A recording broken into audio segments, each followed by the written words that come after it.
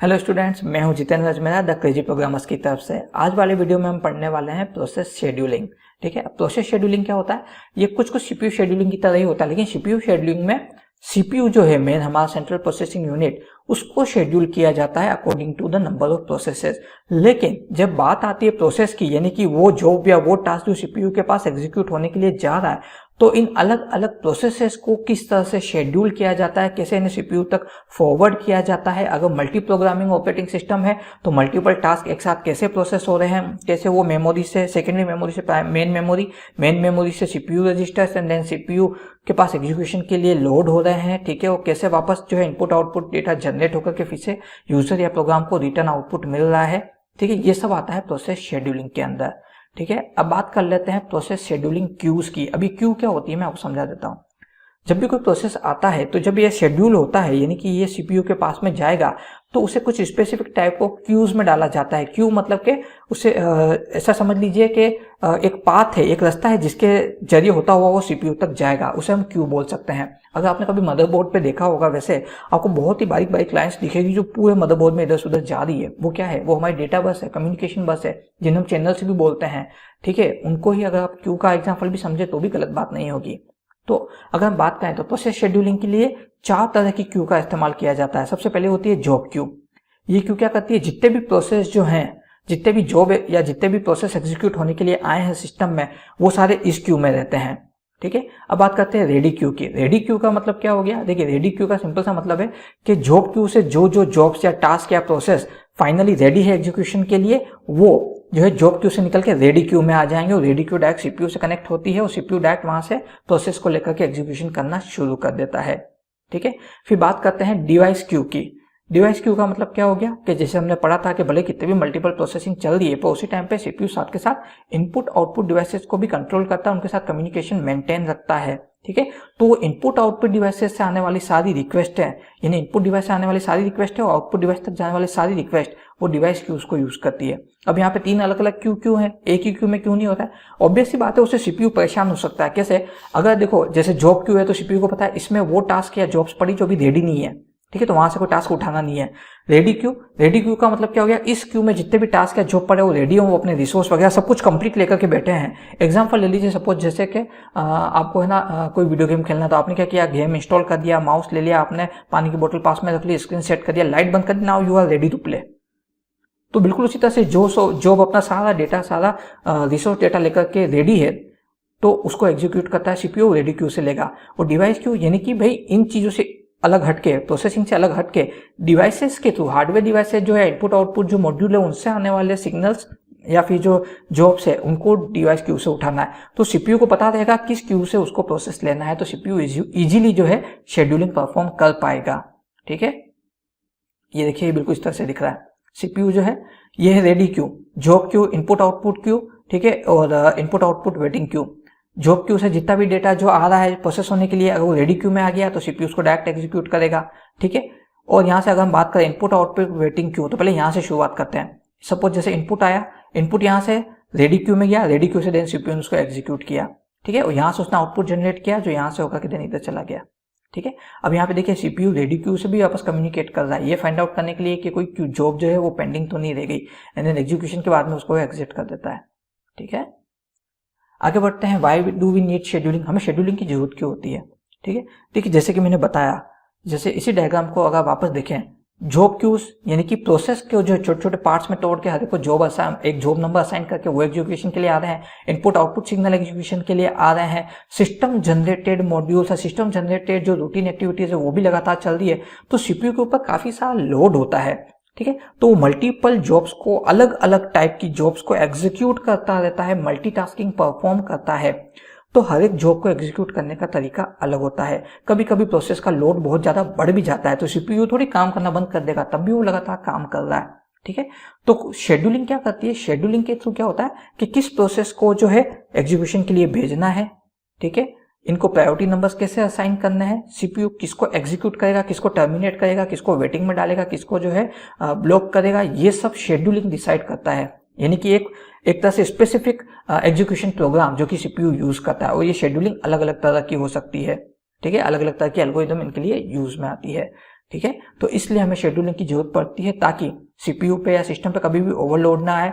जितने भी रिसोर्सेज है, मेन मेमोरी हो गया, हमारी चैनल्स हो गए, कम्युनिकेशन डेटा बस हो गई, ठीक है, सीपीयू जो हो गया और जो टाइमर्स हो गए, ये कभी भी जो है ओवरलोड ना हो, सिस्टम स्मूथ कंडीशन में चलता रहे, इसलिए हमें शेड्यूलिंग की जरूरत पड़ती है। ठीक है। अब अगर हम बात करें तो objective of process scheduling algorithm, हम जो प्रोसेस शेड्यूलिंग के जो एल्गोरिदम काम में लेते हैं उनके ऑब्जेक्टिव क्या क्या होते हैं, मतलब किस लिए उनको इस्तेमाल करते हैं। सबसे पहला मैक्सिमम सीपीयू यूटिलाइजेशन, सीपीयू को जितना हो सके उतना ज्यादा बिजी रखना है, अच्छा रहता है, सीपीयू को आइडल नहीं छोड़ा जाता है। सीपीयू का काम ही यही है प्रोसेसिंग। ठीक है।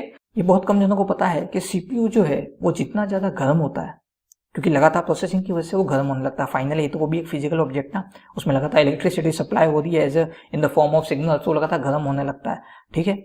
जितना ज्यादा सीपीयू गर्म होता है वो उतना ज्यादा स्मूथ प्रोसेसिंग करता है, क्योंकि ये थर्मोडायनेमिक्स रूल से जुड़ा हुआ है कि ऑब्जेक्ट हीट कंडीशन में एक्सपांड होने लगते हैं। तो एक तरह से आप ये समझ लीजिए कि सीपीयू की कैपेसिटी बढ़ने लगती है। लेकिन हाँ, यूं भी नहीं है एक्सट्रीम कंडीशन में आप ले जाओ, सीपीयू ब्लास्ट हो जाएगा, आपका सीपीयू लैपटॉप डेस्कटॉप डैमेज हो जाएगा, यानी कूल करना बहुत जरूरी है। ठीक है। नो, तो यहाँ पे सीपीयू के गर्म होने का मतलब क्या है, मल्टीपल, मतलब काफी देर से बिजी चल रहा है सीपीयू, यानी सीपीयू का जितना ज्यादा यूटिलाइजेशन होगा उतना ज्यादा बेहतर रहता है। ठीक है। लेकिन हाँ, सीपीयू के अलावा भी बहुत सारी डिवाइसेज होती है लैपटॉप डेस्कटॉप्स के अंदर, स्मार्टफोन्स के अंदर, इसलिए उनका कूल होना बहुत जरूरी है। ओके। सबसे मेन तो बैटरी, सीपीयू पे ज्यादा लोड आता है तो बैटरी पे सबसे ज्यादा लोड आने लगता है, तो इस चीज का ध्यान रखिएगा। यूं नहीं कि सर ने बोला तो बस धड़ाधड़ हम सीपीयू को गर्म किए जा रहे हैं, ऐसा नहीं है। Okay. Fair allocation of CPU, जितने भी टास्क, प्रोसेस, जॉब सब आ रही है, सबके बीच में सीपीयू का बिल्कुल प्रॉपर फेयर एलोकेशन हो, किसी को यूं नहीं लगे भाई हमारे साथ भेदभाव किया है। मैक्सिमम फ्लोट नंबर के गिवन दिए, मतलब एक दिए हुए टाइम यूनिट के अंदर मैक्सिमम नंबर ऑफ प्रोसेस जो एग्जीक्यूट किए जा सके, यानी कि मैक्सिमम आउटपुट जनरेट किया जा सके। Minimum turn around time, turn around यानी किसी भी एक स्पेसिफिक प्रोसेस को एग्जीक्यूट करने के लिए जो टाइम लगता है उस टाइम पीरियड को टर्न अराउंड टाइम बोलते हैं, इसको मिनिमम किया जा सके। मिनिमम वेटिंग टाइम, किसी भी क्यू में, चाहे वेटिंग क्यू हो, रेडी क्यू हो, यहाँ पे जो भी प्रोसेसेस हैं इनको वेट करना पड़ रहा है, ये टाइम मिनिमम किया जाए। हालांकि ये timing already micro mini seconds में होता है। ठीक है। और भी कम करने की कोशिश करी जाती है। मिनिमम रिस्पॉन्स टाइम, ठीक है, चाहे यूजर हो चाहे सिस्टम जनरेटेड कोई भी कम्युनिकेशन है जो सीपीयू तक पहुंचा है तो उसका उस तक वापस जो रिस्पॉन्स पहुंचना चाहिए, इसका टाइम भी मिनिमम करना जरूरी है। हम माउस का बटन क्लिक करते हैं और हाथों हाथ जो है हम जो भी टास्क परफॉर्म करें माउस की मदद से हमें स्क्रीन पे दिख जाता है। सोचो आप यहाँ क्लिक करो, उसके पता लगे 3-4 मिली सेकेंड्स या फिर 3-4 सेकेंड्स के बाद आपको आउटपुट शो हो रहा है तो आप कितना परेशान हो जाओगे। ठीक है। तो ये रिस्पॉन्स टाइम मिनिमम होना चाहिए। अब बात करते हैं शेड्यूलर की। शेड्यूलर क्या होता है। ठीक है। शेड्यूलर सिंपल सा एक सिस्टम सॉफ्टवेयर है जो कि प्रोसेस शेड्यूलिंग को सपोर्ट करता है या प्रोसेस शेड्यूलिंग को अप्लाई करता है। तो 3 तरह के शेड्यूलर होते हैं, long term scheduler, short term scheduler और मीडियम टर्म शेड्यूलर। वैसे नाम से पता लगा, फिर भी हम इनके बारे में थोड़ा सा पढ़ लेते हैं। लॉन्ग टर्म शेड्यूलर का मतलब क्या होता है कि जितने भी प्रोग्राम्स और प्रोसेस इसने क्यूज में से सेलेक्ट किए हैं, ठीक है, उनको एग्जीक्यूशन के लिए ये मेमोरी में भेज रहा है। यहाँ पे ये उनको अगर हम बोल सकें तो मतलब कि लॉन्गेस्ट जो है उनको प्रायोरिटी देगा, या फिर अगर हम इसको ऐसे समझें कि भाई या फिर चलिए मैं इसको वो सिंपल कर देता हूँ, मल्टीपल टास्क है। ठीक है। तो लॉन्ग टर्म शेड्यूलर क्या करेगा कि भाई नंबर ऑफ टास्क है, मतलब सबसे ज्यादा नंबर ऑफ टास्क को ले लेता है। सपोज जैसे अगर 10 टास्क आए हैं, 10 जो परफॉर्म होने के लिए वो 10 को ले लेगा और उनकी शेड्यूलिंग करना शुरू करेगा। हर एक के बीच में सीपीयू का टाइम एलोकेशन करेगा, ठीक है, मेमोरी एलोकेशन करेगा, देन प्रोसेसिंग के लिए भेज देगा। इसीलिए इसको लॉन्ग टर्म शेड्यूलर बोलते हैं, क्योंकि 10 टास्क इसने एक साथ ले लिए, उनको वो एक साथ एग्जीक्यूशन के लिए भेज रहा है, तो ओवरऑल टाइम पीरियड तो सब में लगेगा ही लगेगा। एक टास्क को परफॉर्म होने में अगर 1 मिली सेकेंड लगा और 10 को परफॉर्म होने में अगर 10 मिली सेकेंड लग रहे हैं, लॉन्ग टर्म 10 मिली सेकेंड के लिए बिजी हो गया क्योंकि उसने 10 जॉब एक साथ ले ली। ठीक है। इसलिए इसको लॉन्ग टर्म शेड्यूलर बोलते हैं, यानी कि मैक्सिमम नंबर ऑफ टास्क या जॉब्स एक बार में लेकर के उनको शेड्यूल करना। ठीक है। तो ये बेहतर है, लेकिन कभी कभी ये एक्स्ट्रा प्रॉब्लम क्रिएट करता है, क्योंकि ज्यादा जॉब्स होने की वजह से क्या होता है कि जो बाद में जो जॉब्स आ रही है उनके नंबर्स बढ़ने लग जाते हैं, वेटिंग टाइम उनका बढ़ने लगता है।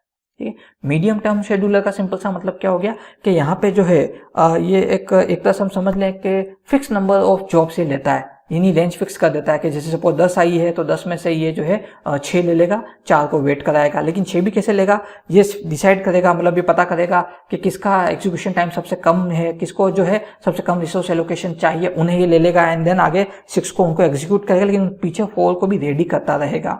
ये होता है आपका medium term scheduler. Short term scheduler ये सबसे अगर हम बोले तो मतलब इसको सीपीयू शेड्यूलर ही बोल सकते हैं। ठीक है। यहाँ पे क्या हो रहा है कि जो करंट जॉब आ रही है बस उसको लिए जाओ, एग्जीक्यूट किए जाओ, प्रोसेस रिसोर्स एलोकेट है उसको लिया, एग्जीक्यूट किया, अगर उसके रिसोर्स या उसके इनपुट में कोई कमी है तो या तो ब्लॉक कर देंगे या सस्पेंड कर देंगे।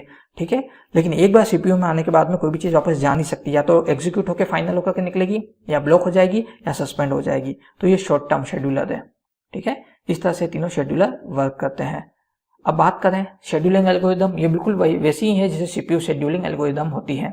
First come first serve, shortest job first, shortest remaining time first, round robin scheduling, priority scheduling, multi level queue scheduling, multi level feedback queue scheduling और हाईएस्ट रेस्पॉन्स रेशियो नेक्स्ट, ठीक है।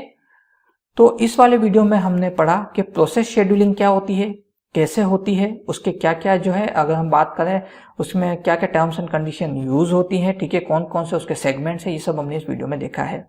मैं उम्मीद करता हूँ आपको सारे कंसेप्ट अच्छे समझ में आ गए होंगे। फिर भी अगर आपके मन में कोई भी क्वेरी है, डाउट है, कोई सजेशन या फीडबैक है तो हमें कमेंट बॉक्स में लिख करके बताएं। हमारे इस वीडियो को लाइक कीजिए और चैनल को सब्सक्राइब कीजिए ताकि इसी तरह के वीडियोस के नोटिफिकेशन आपको आगे मिलते रहें। हमारे इस वीडियो के नोट्स आपको डिस्क्रिप्शन बॉक्स में अवेलेबल हो जाएंगे। हमने अभी तक जितने भी वीडियोस बनाए हैं उनके लिंक और उनके नोट्स के लिंक आपको डिस्क्रिप्शन बॉक्स में अवेलेबल हो जाएंगे। द क्रेजी प्रोग्रामर्स की तरफ से आज के लिए बस इतना ही।